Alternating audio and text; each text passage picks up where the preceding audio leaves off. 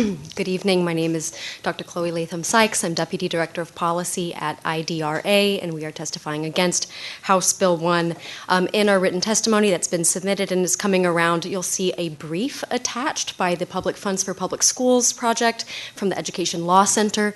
In it, it details research and longitudinal studies and legal concerns about a private school voucher proposal as it would apply to Texas based on studies rooted in where these programs have taken place elsewhere. Some of the findings that you will find in that brief include the expense of these programs, the growing and ballooning expense of these programs, cases of waste and fraudulent use of public tax dollars, instances of increased racial and socioeconomic segregation due to these programs, and the fact that on longitudinal studies looking at students' educational achievement in these programs, that they are either stagnant academic outcomes or in some cases declining academic outcomes. In other words, this is not an academic intervention to support students' learning across the board. We know that there are other policies that do that in our schools.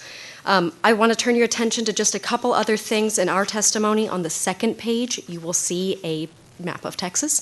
This is color-coded by the average distance to the nearest private school for each public school district in the state. This is organized and available by your house district, and the link to this interactive map is in our references. I'm also happy to provide that separately. And you will see that in 23% of public school campuses are over 10 miles away from their nearest private school, and 13% exceed 20 miles away, and this ranges upwards of 80 over 100 miles, particularly in Chairman King's Panhandle District.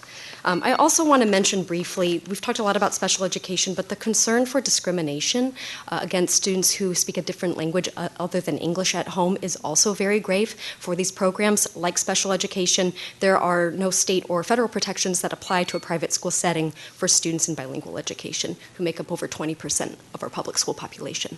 So we encourage you to strike Article 6 from House Bill 1 and take up the very strong recommendations of how to invest in our public schools from the August report. Thank you. All right. Thank you very much.